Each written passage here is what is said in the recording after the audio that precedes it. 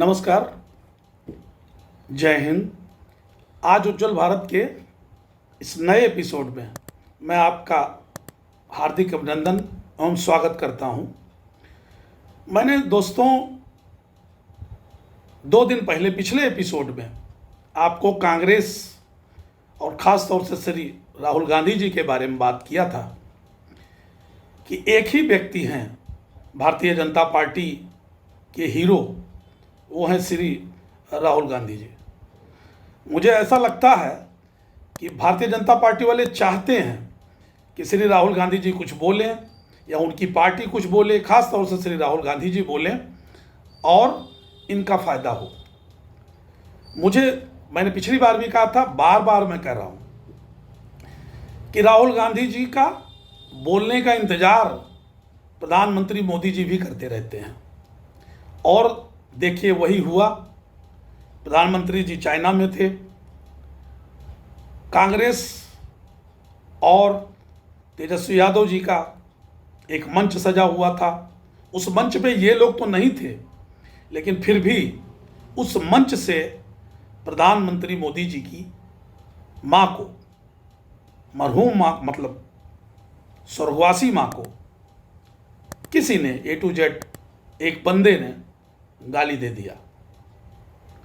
आप ध्यान दीजिए, उसने गाली दिया, मीडिया ने उसको हाईलाइट किया, लेकिन भारतीय जनता पार्टी के पदाधिकारियों ने बहुत हल्का फुल्का विरोध किया और बयान देके अपने कर्तव्य को उन्होंने पूरा कर लिया। लेकिन मोदी जी का मास्टर स्ट्रोक होता है। मोदी जी जैसे ही भारत की धरती पर आए, उन्होंने तुरंत उस गाली को लपक लिया और वर्चुअल सभा में, जहां पे ज़्यादा से ज़्यादा लोगों के पास उनकी बात पहुंचे, उस वर्चुअल सभा में उन्होंने एक इमोशनल बात करके अपनी मां के गाली को इमोशनल रूप में देशवासियों को बता दिया। मैं ये नहीं कह रहा हूं कि कोई ड्रामा था, किसी की मां हो, अगर उसकी मां को कोई गाली देगा तो निश्चित रूप से उसको बुरा लगेगा। लेकिन मोदी जी के दिल में जो बुरा लगा था तो लगा था ही, लेकिन उन्होंने तुरंत सोच लिया इसी में कांग्रेस को और आरजेडी को अपने लेवल पर लेके आना है। श्री राहुल गांधी जी ने लंबी यात्राएं की, 1 तारीख को ख़त्म किया। जो माहौल बनाया, उस माहौल को डुबोने के लिए मोदी जी ने एक मास्टर स्ट्रोक खेल लिया। उन्होंने इमोशनल बातचीत भारत की जनता से किया कि मेरी मरी हुई मां को, जो कि राजनीति में नहीं थी, उनको इन कांग्रेसियों ने और आरजेडी वालों ने गाली दिया। अब पूरा माहौल बदल गया। आप भी मानते हो, किसी को भी, कॉमन आदमी भी ये सोचेगा कि जिस माँ को, पार्टी को गाली दो, मोदी जी को गाली दो, लेकिन उनकी माँ को गाली देने की कोई ज़रूरत नहीं थी और सबको धक्का लगा, सबको चोट पहुंची।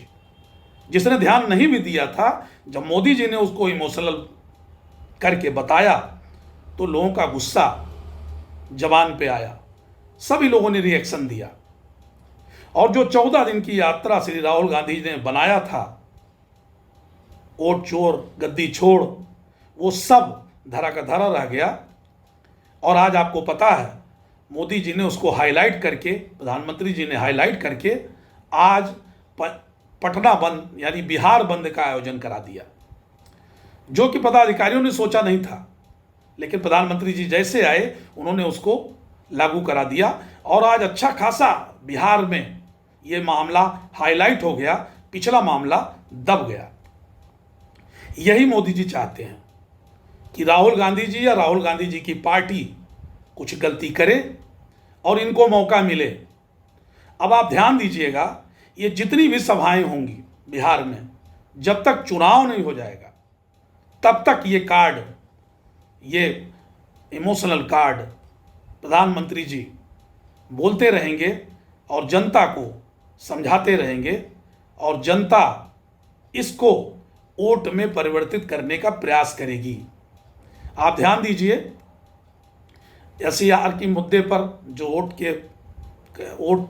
के मामले में ये लोग मुद्दा उठाए हुए हैं कि इलेक्शन कमीशन चोरी कर रहा था, आज की डेट में उसका मुद्दा सिर्फ एक रह गया कि लोग पूछ लेते हैं बिहार में। मेरे एक बिहार के पत्रकार मित्र दोस्त हैं, उनसे मैं बात कर रहा था तो उन्होंने कहा बस इतनी ही बात है कि वहां पे लोग पूछ लेते हैं अरे भाई मेरा नाम है, कहीं मेरा नाम तो नहीं हट गया। अगर वहां का अधिकारी बता देता नहीं नहीं आपका नाम है, बस वो मुद्दा यहीं तक है। क्योंकि उसमें राहुल गांधी जी ने ये बता दिया, श्रीमती प्रियंका गांधी जी ने भी बता दिया, तेजस्वी यादव जी ने बता दिया कि अगर वोटर कार्ड में आपका नाम नहीं रहेगा तो तमाम सुविधाएं बंद हो जाएंगी। उन्होंने शायद ये सोचा नहीं होगा। भारतीय जनता पार्टी बार बार कहती है कि हमारे वोटर निकलते नहीं हैं बाहर। आज इन दोनों लोगों ने मिलकर उसको जागरूक कर दिया। जो नहीं निकलता वो सोचने लगा कि हमें निकल के वोट देना होगा, नहीं तो मेरी सुविधाएं बंद हो जाएंगी। और अगर ऐसा हो गया, भारत की जनता ने ये सोच लिया कि वोटर कार्ड में अपना नाम हो, सबका नाम डलवाना है और वोट जरूर डालने जाना है, तो भारतीय जनता पार्टी की जीत सुनिश्चित है। यही बार बार बीजेपी वाले आरोप बताते हैं कि हमारे वोटर बात तो करते हैं लेकिन निकलते नहीं। इनके वोटर निकलते हैं। इन लोगों ने यही किया, उन वोटरों को जागरूक कर दिया जो नहीं निकलते थे। अब वो अपने वोटर कार्ड को बचाने के लिए अपनी झूठी जो अफवाह फैला दी गई, सुविधाएं बंद कर दी जाएंगी, उसको बचाने के लिए वो लोग बाहर निकलेंगे और वोट करेंगे। प्रधानमंत्री जी ने इन बातों को लपक लिया और आज बिहार का माहौल बदल के रख दिया।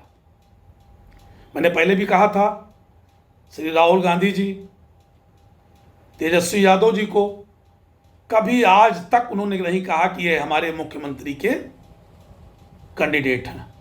अखिलेश यादव जी ने कह दिया, वो तेजस्वी यादव खुद कहते हैं मैं कैंडिडेट हूं, लेकिन श्री राहुल गांधी जी ने आज तक ये नहीं कहा कि बिहार के मुख्यमंत्री के रूप में हम तेजस्वी यादव जी का समर्थन करते हैं। उनके मुंह से ये नहीं निकला, क्योंकि वो इंतजार कर रहे हैं कि अगर कांग्रेस का कहीं वर्चस्व आया या कुछ बड़ा हुआ कांग्रेस के लिए, तो फिर हम मुख्यमंत्री के बारे में दोबारा किसी अपने आदमी को सोचेंगे बनाने के लिए। आपने ध्यान भी दिया होगा, मैंने पहले भी कहा था कि कांग्रेस ने तेजस्वी यादव जी के जितने मुद्दे थे उसको अपने कब्जे में ले लिया और अपना मुद्दा आगे कर दिया। आपने देखा होगा जितनी भी रैली हुई, वहाँ झंडों पर अगर आप ध्यान दीजिए, फोटो में झंडों पर ध्यान दीजिए, तो मैक्सिमम झंडे कांग्रेस के झंडे नजर आए और सब पार्टियों के झंडे कहीं CPIM या RJD के बीच बीच में कहीं दिखाई देते थे। सामने सिर्फ राहुल गांधी जी। और मैंने पहले कहा था, आज फिर कह रहा हूं कि श्री राहुल गांधी जी ने इन लोगों का इस्तेमाल करके, अखिलेश यादव जी का और तेजस्वी यादव जी का इस्तेमाल करके अपनी छवि को चमकाया। लेकिन मैं कहता हूं, कांग्रेस पार्टी हो या राहुल गांधी जी हो, ऐसा कोई बात कर देते हैं जिससे प्रधानमंत्री मोदी जी को मौका मिल जाए। और प्रधानमंत्री जी के बारे में ये मशहूर है कि जहां पे लोग सोचना बंद करते हैं, वहां से वो सोचना शुरू करते हैं। अब उनको एक बैठे बैठाए मुद्दा मिल गया अपनी माँ के बारे में। गलत है, ये तो सही है, हम भी मानते हैं, आप भी मानोगे कि कोई बड़ा से बड़ा नेता हो या छोटा नेता हो, उसके पारिवारिक सदस्यों के बारे में कोई किसी के बारे में नहीं कहना चाहिए। और ख़ास तौर से भद्दी गालियां देना तो बिल्कुल किसी को भी अच्छा नहीं लगेगा। और मोदी जी ने इसको भुना लिया और अच्छा खासा बढ़िया भाषण देके एक उन्होंने इमोशनल कार्ड खेल के बिहार की जनता को सोचने पर मजबूर कर दिया कि ये लोग प्रधानमंत्री जी की मां को बिना मतलब बीच में लाए और गाली दिए, वो भी एक दूसरे दल के लोगों के द्वारा दिया गया। अब वो माहौल जो बनाया इन्होंने, तीनों लोगों ने मिलके, उसको वो समाप्त कर दिया गया। अब मोदी जी का मुद्दा छा गया, प्रधानमंत्री जी का मुद्दा छा गया। और आप देखेंगे कि आगे चल के यही मुद्दा ज़्यादा हाईलाइट होगा। जब भी भारतीय जनता पार्टी बात करेगी तो बार बार एक ही रट लगाई हुई है कि राहुल गांधी जी और तेजस्वी यादव जी माफ़ी मांगे, और ये लोग माफ़ी मांगेंगे नहीं। ये मुद्दा इलेक्शन तक चलेगा और निश्चित रूप से इस मुद्दे की वजह से तमाम जो समीकरण हैं, जातीय समीकरण हैं, वो जरूर बदलेंगे।